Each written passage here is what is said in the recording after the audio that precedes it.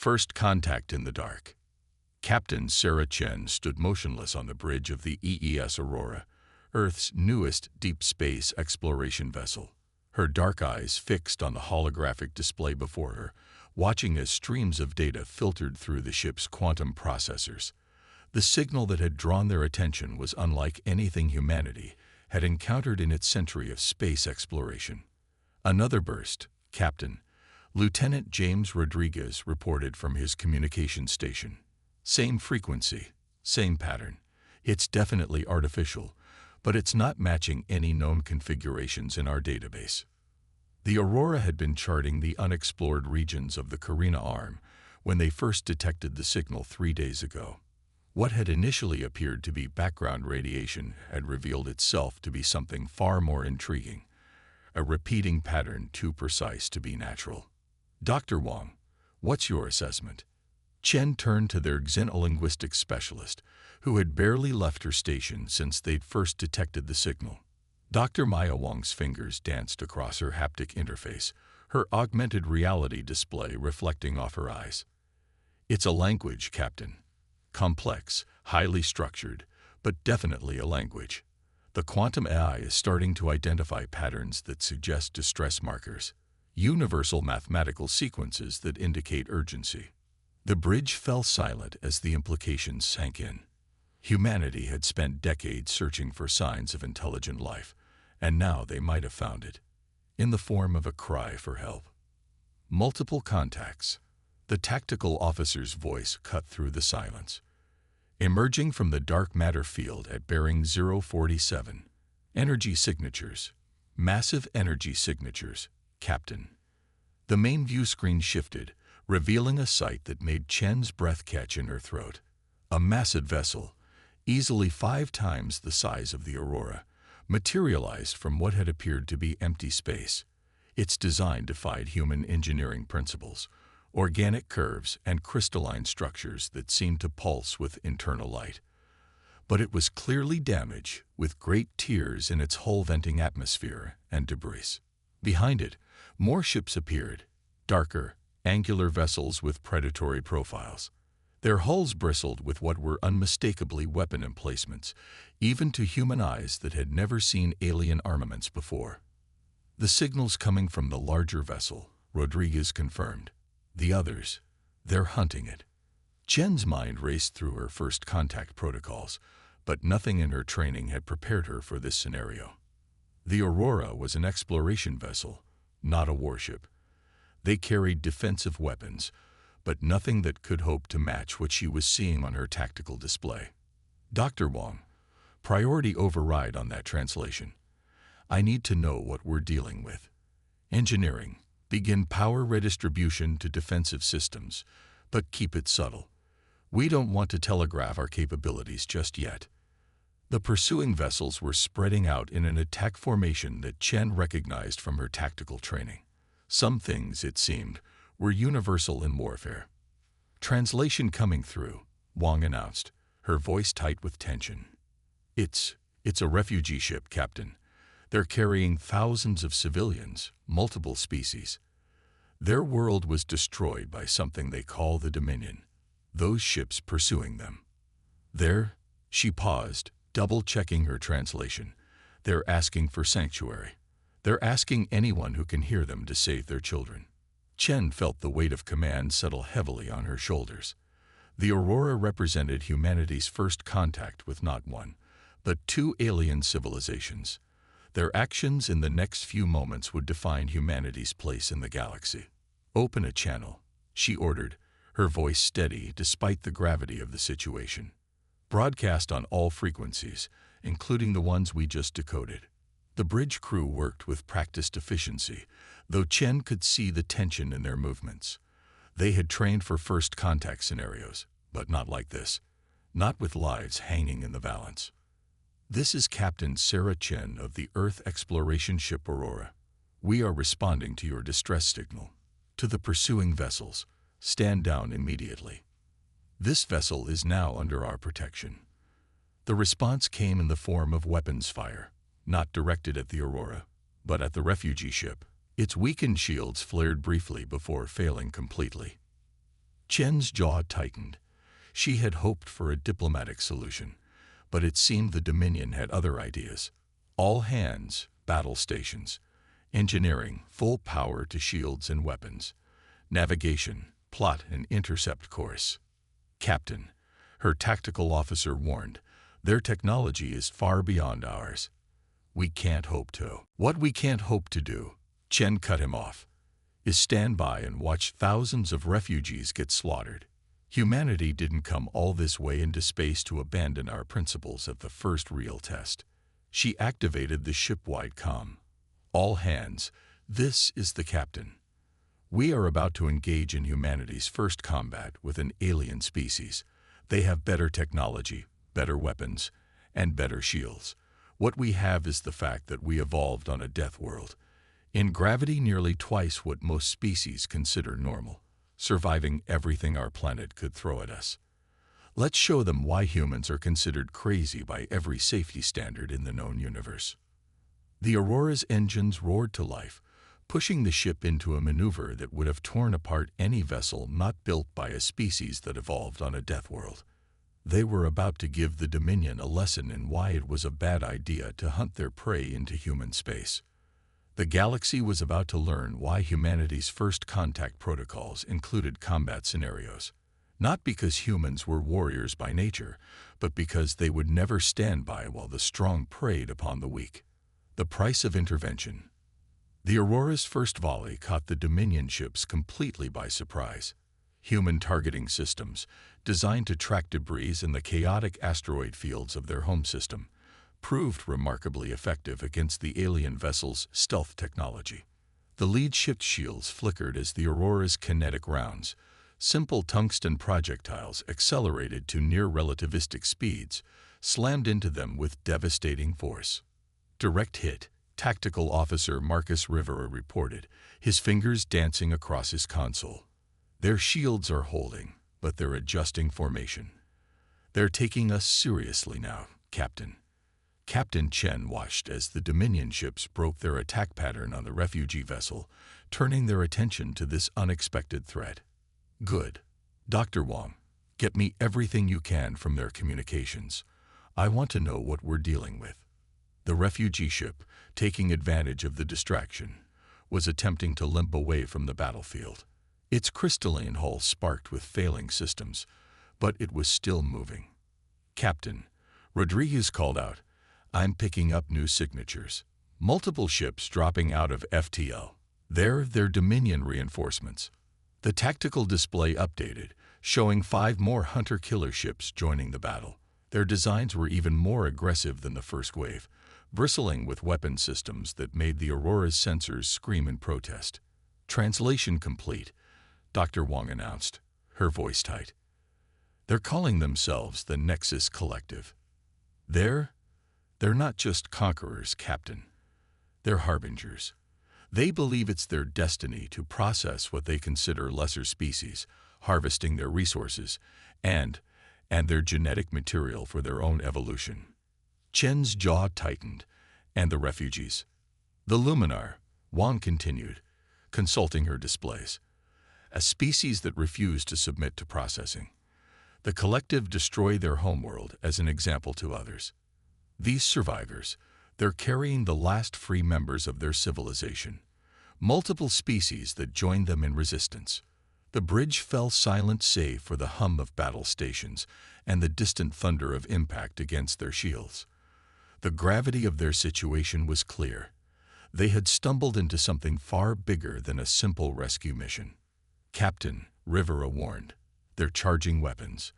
Energy signatures unlike anything in our database. Our shields weren't designed for this. Chen activated the ship-wide comm. All hands, brace for impact.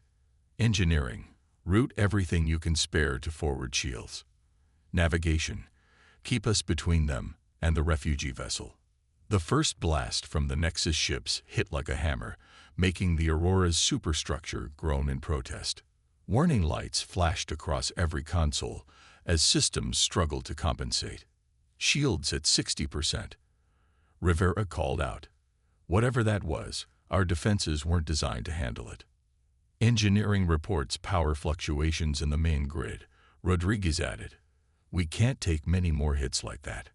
Chen studied the tactical display, her mind racing. The Nexus ships were technically superior in every way, but they were fighting with textbook precision. No imagination, no adaptation.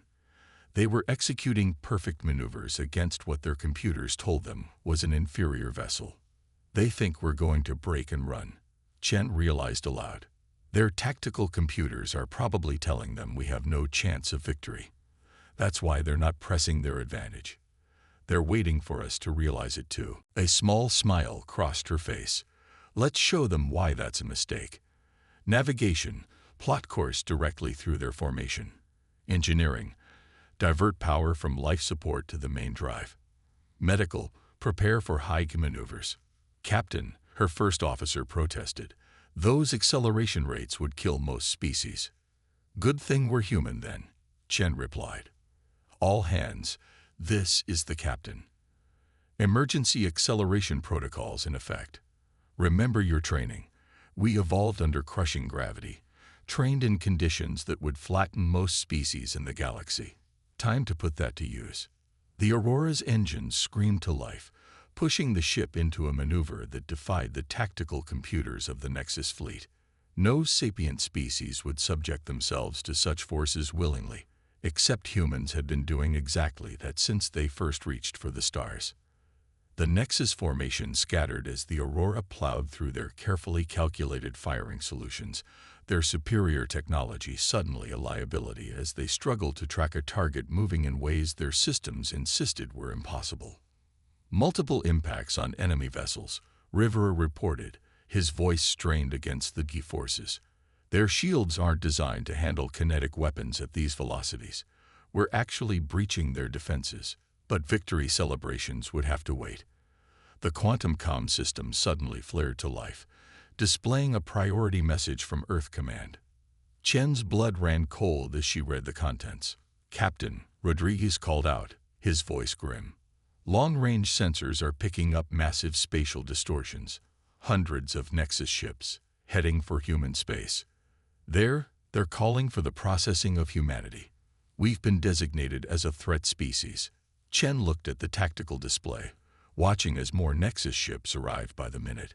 They had won this skirmish, saved the refugee ship, but in doing so, they had drawn humanity into a war they never wanted, against an enemy that saw them as nothing more than resources to be harvested. "Send word to Earth Command," Chen ordered. Tell them humanity just joined the resistance, and get me a secure channel to that refugee ship. If we're going to survive what's coming, we need to learn everything we can about our new enemy." The battle was over, but the war was just beginning. Humanity's first contact had become humanity's first interstellar conflict, and the galaxy would never be the same. Operation Sanctuary. The war room deep beneath Earth Command headquarters was silent as Admiral Marcus Zhang finished reviewing Captain Chen's report. The holographic display showed the current positions of the approaching Nexus fleet, hundreds of ships moving with mechanical precision toward human space. 3 weeks, Zhang announced to the assembled military and civilian leadership. "That's how long until their main fleet reaches our outer colonies. The Aurora's encounter has given us valuable intelligence, but we're still drastically outgunned." Dr. Maya Wang, transferred from the Aurora to serve as their xenolinguistics expert, stepped forward. "The Luminar refugees have shared their technical data on Nexus capabilities. Their weapons are based on exotic particle manipulation, highly advanced, but they rely entirely on energy shields for defense. They never developed significant kinetic weapon systems because they considered them primitive. A weakness we can exploit," General Sarah O'Connor interjected, her weathered face lighting up with possibility. "The Aurora proved that our relativistic kinetic weapons can breach their shields if we can get close enough." "But we can't get close enough," John countered. "Not with conventional ships. Their energy weapons will tear through our fleets before we can reach effective range." The room erupted in tactical discussions until a quiet voice cut through the chaos. Dr. James Chen, head of Earth's Advanced Propulsion Laboratory, had been silent until now. What if we don't need to get close?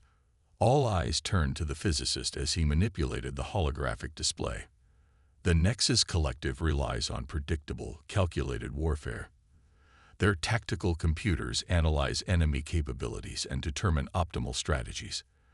But they've never encountered a species like us, one that evolved on a high-gravity death world. He brought up technical specifications for a new class of vessel. We've been developing unmanned kinetic delivery platforms, essentially automated ships designed to survive acceleration forces that would kill any crew. We called it Project Sledgehammer, with some modifications. We could create weapons that break their tactical assumptions, O'Connor finished, understanding dawning in her eyes. Ships that can accelerate at rates their computers would consider impossible. The next hours were a blur of planning and preparation. Earth's industrial might, honed by centuries of overcoming a hostile homeworld, was turned toward war production. But this would be a war unlike any humanity had fought before, one where their greatest advantage was the very planet that had nearly killed them countless times during their evolution. 12 days later, Operation Sanctuary launched.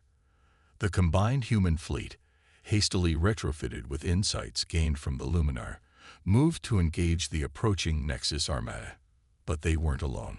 Captain Chen, now commanding the newly commissioned EES Defiant, watched as her tactical display showed hundreds of small, unmanned vessels moving into position alongside the main fleet.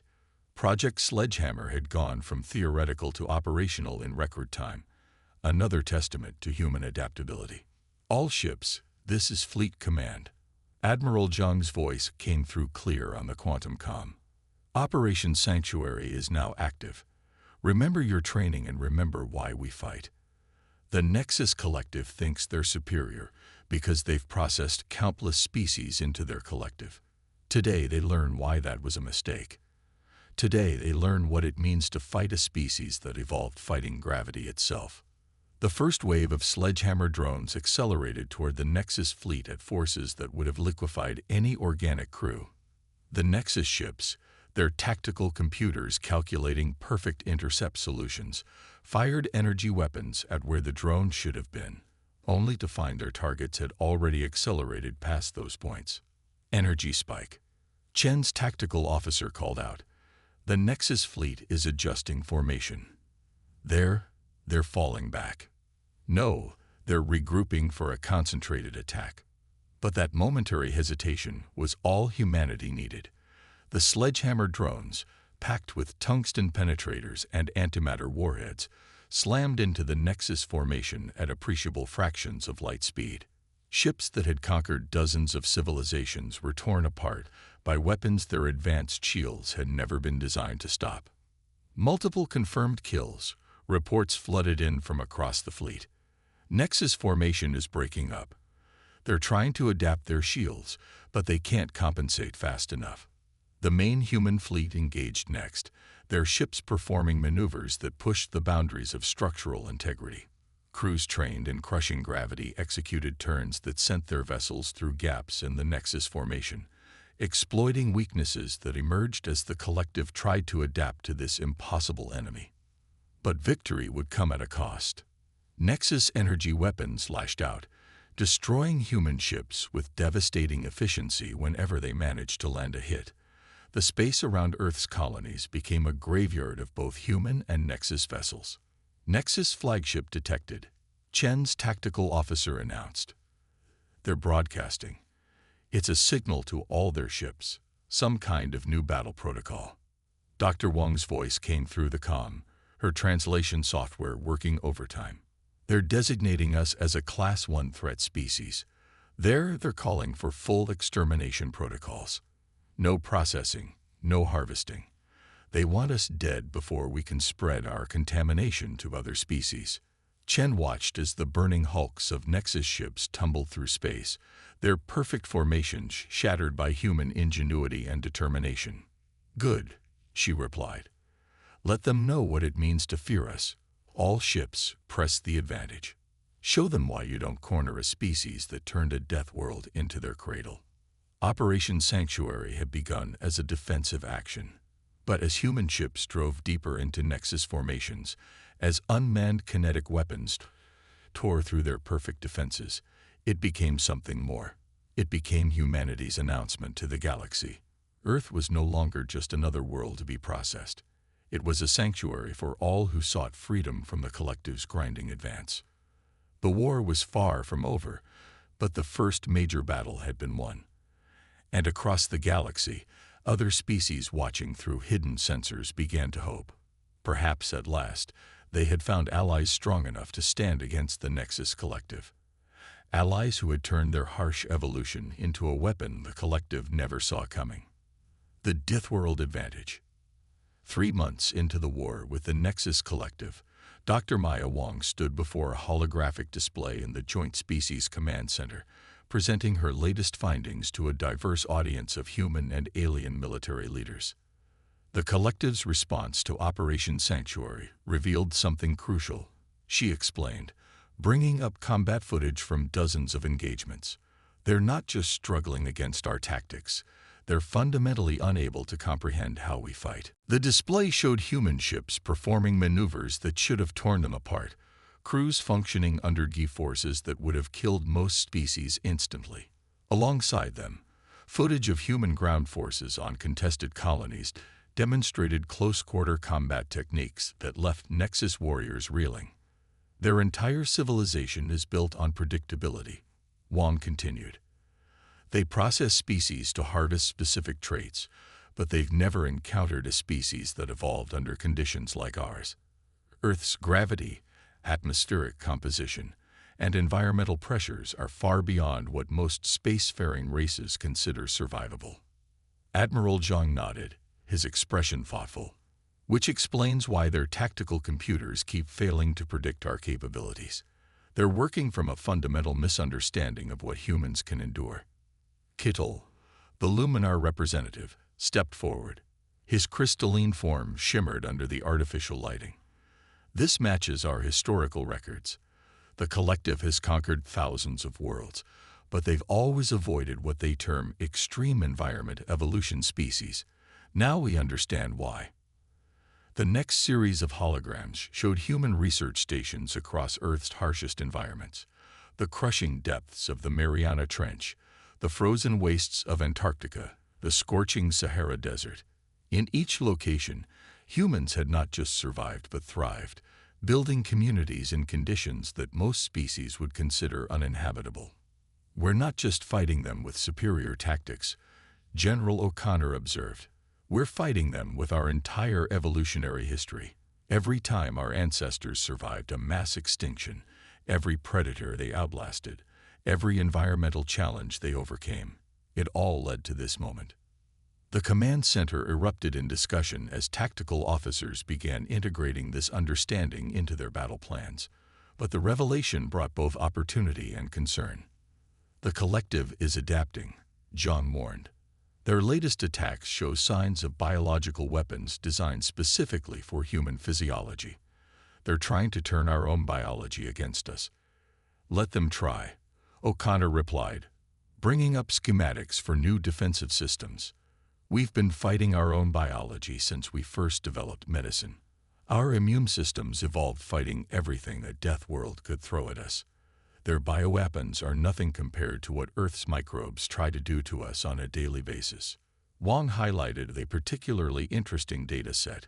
They're also attempting to modify their ships to withstand higher G-forces, trying to match our maneuverability. But they're missing the point. It's not just about physical endurance. It's about the human capacity to adapt, to think creatively under pressure. The next phase of the war unfolded across dozens of star systems.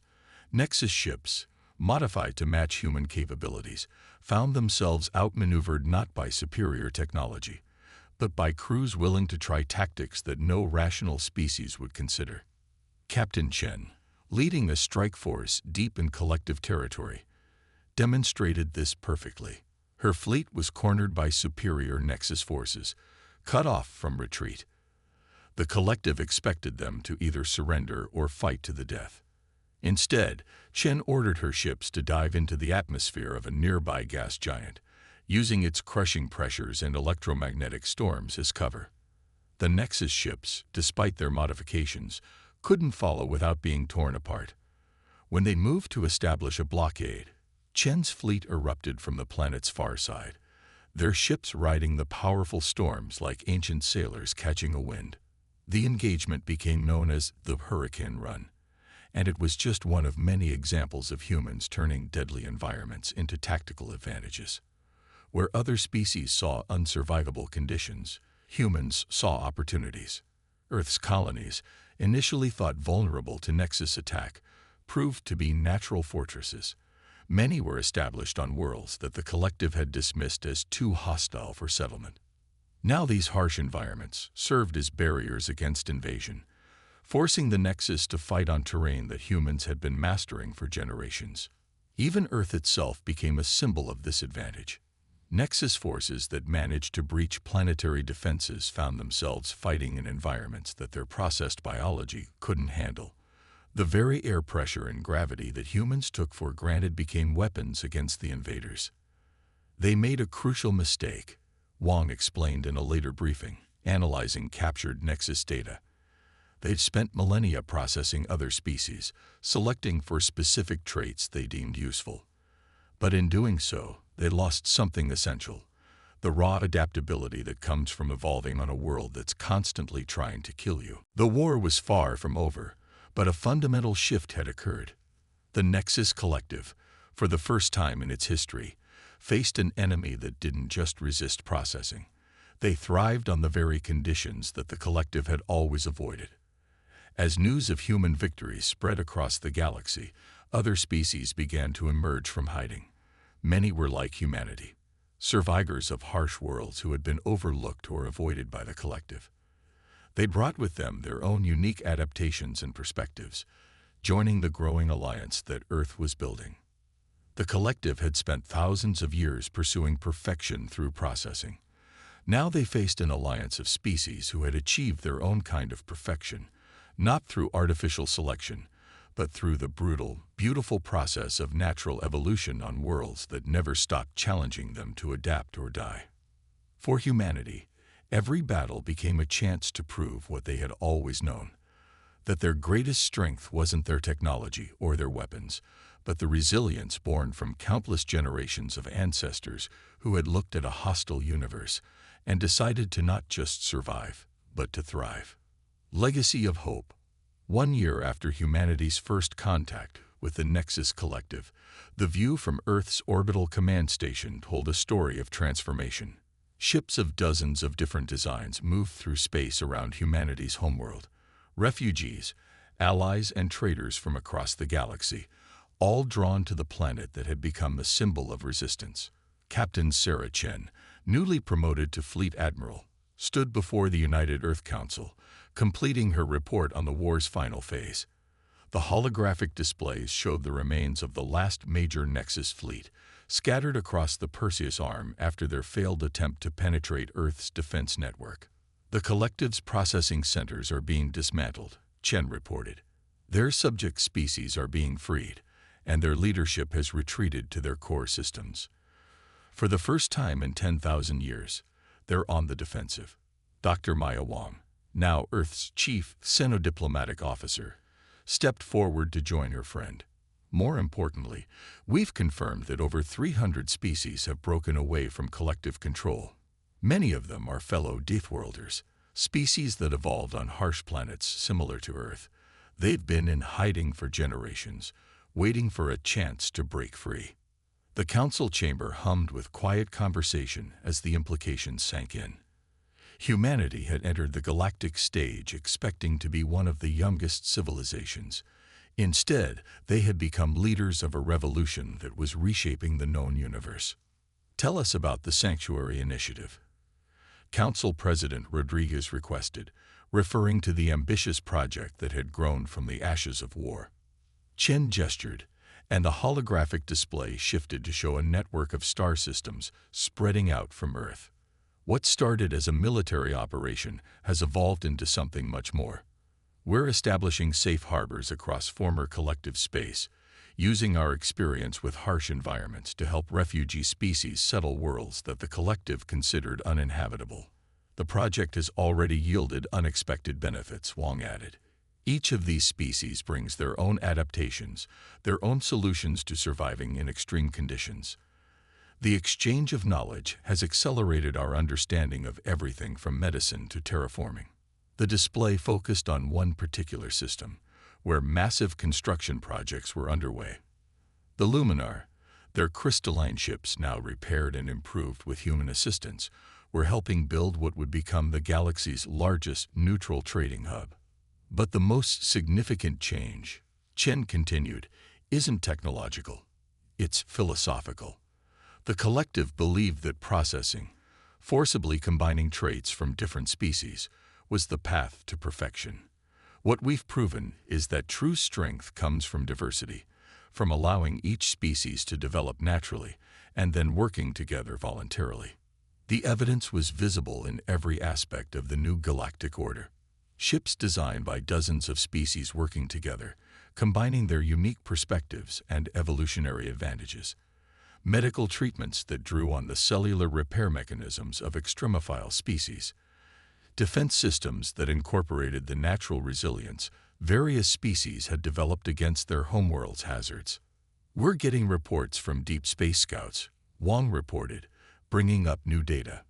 Other species, hearing about Earth's resistance, are emerging from hidden enclaves across the galaxy.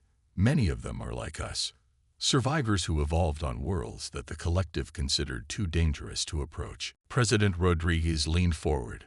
And the collective itself. Our intelligence suggests they're rebuilding. Let them, Chen replied with quiet confidence. They're still operating on the same flawed premise that processed perfection is superior to natural adaptation. Every attempt they've made to counter us has failed because they can't replicate what we gained through evolution. They can't process their way to our level of adaptability. The council session concluded with the approval of an expanded sanctuary initiative. Earth would continue to serve as a beacon for species seeking freedom from collective control, but now they would do more than just offer refuge.